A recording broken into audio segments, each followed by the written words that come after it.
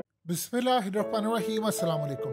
Pakistan match हार गया, लेकिन कभी कभार कुदरत आपके साथ ऐसा खेल खेलती है कि आपको समझ नहीं आती कि आप वर्ल्ड कप के फाइनल में आकर इतने अहम मौके के ऊपर आप एक बड़ा डिसीजन ले लेते हैं जहां पर आपने अपने मेन प्लेयर को बचाना होता है, लेकिन शायद वर्ल्ड कप आप कुर्बान कर देते हैं। बाबर आजम के पास यही मौका था। पाकिस्तान ने बहुत कम स्कोर किया, ये सब जानते हैं, लेकिन जिस तरह की फाइट आपने की है, वो लास्ट मोमेंट्स जब शाहीन बॉलिंग के लिए आया तो गालिबन आप ये समझ लें कि पाकिस्तान अगर वो एक अच्छा ओवर कर देते तो पाकिस्तान मैच में बिल्कुल वापस आ सकता था। और शाहीन जैसा बॉलर आपको बस कभी कभार ही मिलता है। यानी पाकिस्तान की 75 साल तारीख उठा लें तो आपको वसीम, वकार, शुएब अख्तर के बाद अगर कोई नाम मिलता है तो वो शाहीन शाह अफरीदी मिलता है। अब सूरत हाल ये पैदा हुई कि शाहीन शाह अफरीदी का चूंकि घुटने की इंजरी थी और वो इतनी खतरनाक थी कि वर्ल्ड कप से पहले शाहीन सिर्फ 50% फिट थे, लेकिन पूरा वर्ल्ड कप इनको खिलाया गया। लेकिन वो इंजरी इनकी दोबारा निकल आई है और जब वो बॉलिंग के लिए आए तो फिजियो ने ऑलरेडी बाबर को ये पैगाम भिजवा दिया था कि अगर आपको आज के मैच में से दो में से एक चीज चूज करनी है, या तो आप शाहीन शाह अफरीदी का कैरियर बचा लें या फिर आप मैच बचा लें। और इस सूरत हाल में आपके पास ऑप्शन ये है, क्योंकि अगर इस खेल में शाहीन शाह अफरीदी इंजर्ड हो जाते हैं, याद रखिए बहुत सारे लोगों को इस बात का भी इदराक नहीं है कि शाहीन जो पहले उनकी इंजरी हुई थी वो आप समझ लीजिए उनका कमबैक करना भी एक मौजज़ा है। ये मीडिया के अंदर तो खबर नहीं आती इस तरह की इंजरी में। तो कभी कभार ऐसा होता है कि आपके 2-3 साल भी आप टीम से बाहर हो जाते हो और आप वापस नहीं आ पाते। लेकिन आकिब जावेद ने एक दफ़ा कहा था कि मैंने ज़िंदगी में जो कमिटमेंट्स देखी हैं वो दो ही प्लेयर्स में देखी हैं, या तो वो शाहीन शाह अफरीदी है या उसके बाद मैंने हारिस रऊफ में देखी है जो पाकिस्तान की मौजूदा टीम है।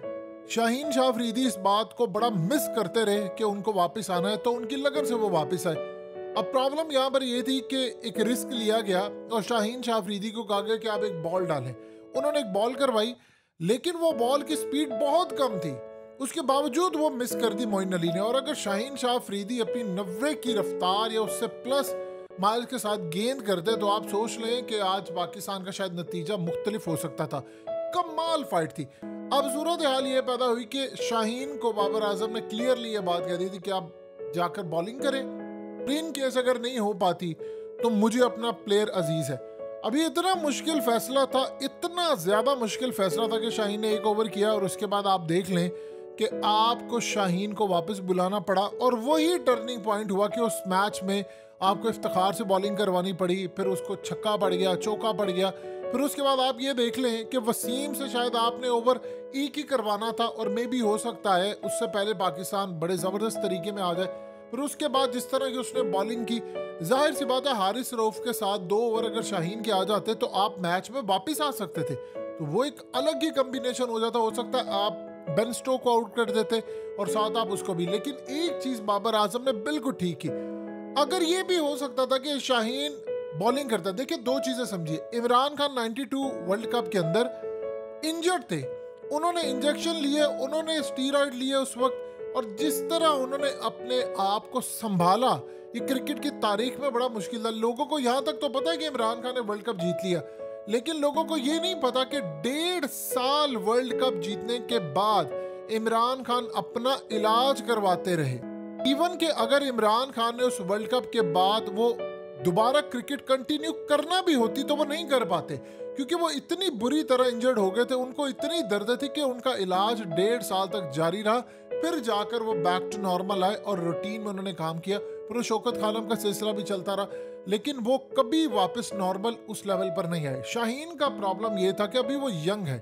अब आप सोचिए कि अगर आप अपने प्लेयर की जगह, हो सकता है वो ओवर करते पाकिस्तान ना भी जीता, लेकिन वो किसी ना किसी तरह लड़खड़ा कर बॉलिंग कर ही लेते और उस बॉलिंग में मे भी हो सकता है कि बड़ा अच्छा रिजल्ट आ जाता। लेकिन आप फिर शायद शाहीन को बड़ा मुश्किल ही होता कि आप दोबारा देख पाते टीम के अंदर, क्योंकि इनकी इस दफ़ा जो इंजरी होती और बड़े लेवल की लंबी इंजरी चली जाती, जो कि एक दफ़ा ही जाता। देखिए होता क्या है कि शाहीन अफरीदी जैसे जो बॉलर्स होते हैं, इनसे लोग इंस्पायर होते हैं। आपने पूरी जनरेशन को बताया है कि आपके पास इस तरह का बॉलर है, और जो शाहीन अफरीदी ने जिस तरह का स्टार्ट लेते हैं, हमारे पास ये बंदा ना हो तो आप क्या कर सकते हैं। अब यही प्रॉब्लम रही। देखिए बाबर आजम ने आकर ये बात कही उन्होंने मैच के बाद, उन्होंने कहा कि देखें कि हमने फाइट किया है, हाँ हमने स्कोर कम किया है। इंडिया के अंदर ये मैसेज बड़ा स्ट्रॉन्ग गया है कि देखिए पाकिस्तान ने सिर्फ 138 के करीब आपने इंग्लैंड को दे दिया कि भाईजान अब आप करें। लेकिन आप इमेजिन कर लें कि आपने ऐसी फाइट की कि आप लास्ट ओवर तक मैच को तकरीबन ले गए हैं। 19 ओवर में उन्होंने मैच जीता है। अगर शाहीन शाह अफरीदी 2 ओवर डाल देते तो हो सकता है आप जीत भी सकते थे।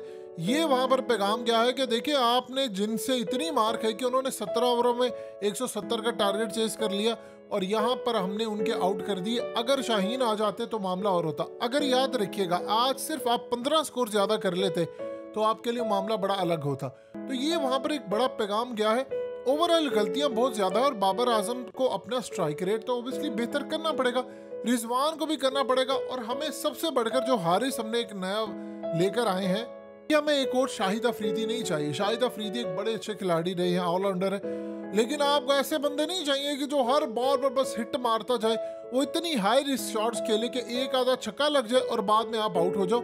इस तरह के आपको प्लेयर्स नहीं चाहिए। और फिर इफ्तिखार जैसे भी हमें बड़े मुश्किल से होता है, टीम के अंदर आपको ऐसे लोग मिलते हैं कि जो आकर टिक जाते हैं फिर खेलते हैं, यानी ऐसे भी प्लेयर्स आपको नहीं चाहिए। आपको सूर्या कुमार यादव जैसे चाहिए। विराट कोहली से बहुत कुछ सीखने की जरूरत है अभी बाबर आजम को। बाबर आजम जो मर्जी कर ले, आप एक नंबर 1 बैट्समैन बन सकते हैं, आप इमरान खान नहीं बन सकते। आप देखिए बाबर आजम की बॉडी लैंग्वेज से आपको वो झलक नजर नहीं आई स्टार्ट से। आपको एग्रेसिव खेलना था, रिजवान को एग्रेसिव खेलना था, बावजूद इसके कि सारे आकर उनको बताते रहे कि देखिए इंडिया कैसे हारा है। उन्होंने पहले 6 ओवर यूटिलाइज ही नहीं किए। ये तो आपकी बॉलिंग जबरदस्त थी कि आपने उनके ओपनर्स आउट कर लिए, वो बड़ा जबरदस्त काम था, लेकिन आपने सही मानों में वो काम किया नहीं है।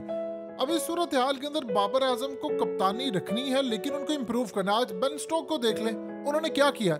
ये वही बेन स्टोक है जिन्होंने 4 छक्के खाए थे। उसके बाद उन्होंने अपनी टीम को 2020 का वर्ल्ड कप जितवाया, फिर उसके बाद अब 2022 का वर्ल्ड कप भी उन्होंने जितवाया। तो ये 2 चीजें आप देखिए कि कभी आपके दिल में या दिमाग में हार आ जाती है तो आपको इन चीजों से सीखना है। बाबर आजम को अपना स्ट्राइक रेट कम से कम 140 प्लस लेकर जाना है रिजवान के साथ, और फिर उसके बाद आपको अच्छे मिडल ऑर्डर बैट्समैन भी चाहिए, आपको उन पर काम करना है।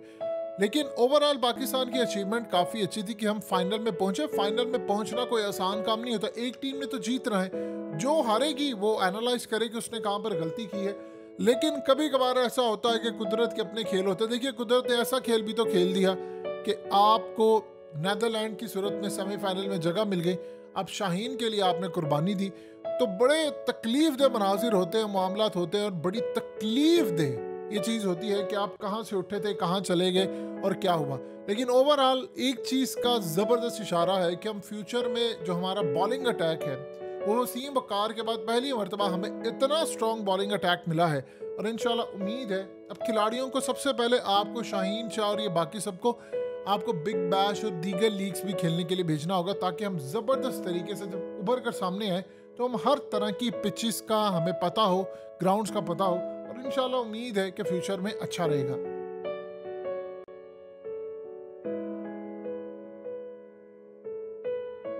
हकीकत टीवी को सब्सक्राइब करना मत भूलें, वीडियो को लाइक करें, शेयर करें और कमेंट सेक्शन में अपनी राय का इजहार ज़रूर करें।